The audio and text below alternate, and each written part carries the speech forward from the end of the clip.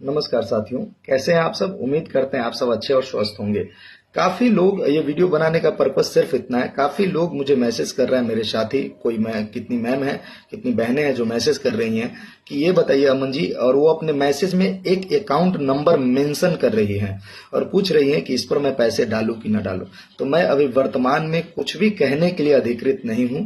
अगर आप पैसे डालना चाहते हैं तो अपने सोच समझ के साथ पैसे डालिए, और ना मैं आपको मना कर रहा हूं और ना ही मैं आपसे कह रहा हूं कि डालिए। मैं आपको तभी कहूंगा जब तक मुझे इसकी सत्यापन पूरी तरीके से नहीं पता चल जाता, इसकी सत्यता पूरी तरीके से नहीं पता चल जाता है कि क्या है नहीं है।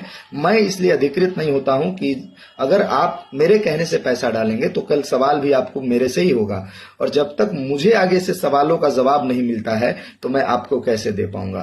तो सबसे बड़ी बात है कि मैं बात कर लेता हूं सभी व्यक्तियों से, और जब पूरी तरीके से इंश्योर मैं हो जाता हूं इन चीजों के लिए कि हाँ, मैं आपके सवालों का जवाब देने के लिए अधिकृत हो जाता हूं कि कल जाके जो भी फंड से रिलेटेड अगर कोई मुद्दा उठता है और मुझे सारी जानकारी दी जाती है, सारी पारदर्शिता, ट्रांसपेरेंसी मेरे साथ रखी जाती है, तो मैं बेशक जो है आप लोगों को इसके बारे में जरूर बताऊंगा।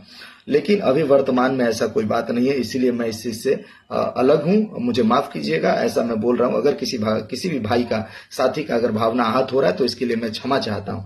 लेकिन मैं तभी कह सकता हूं जब पूरी तरीके से मेरे साथ ट्रांसपेरेंसी रखी जाएगी तब, क्योंकि कल जाके सवाल तो लाजमी है, उठेंगे। लेकिन बहरहाल मैं आप लोगों को ये जरूर कहूंगा कि री एग्जाम के लिए इंश्योर होइए। हमारी लीगल टीम को बहुत बहुत शुभकामनाएं और बहुत बहुत उनके एफर्ट के लिए धन्यवाद। आप लड़िए। जब अगर जरूरत फंड्स की होगी और सारी चीजों की पारदर्शिता रखी जाएगी, अकाउंटेबिलिटी रखी जाएगी, तो मैं वादा करता हूं आपसे, इस अमन कुमार को, मैं आज तक किसी भी चीजों में पीछे नहीं हटा हूं। लक्ष्य री एग्जाम है केवल।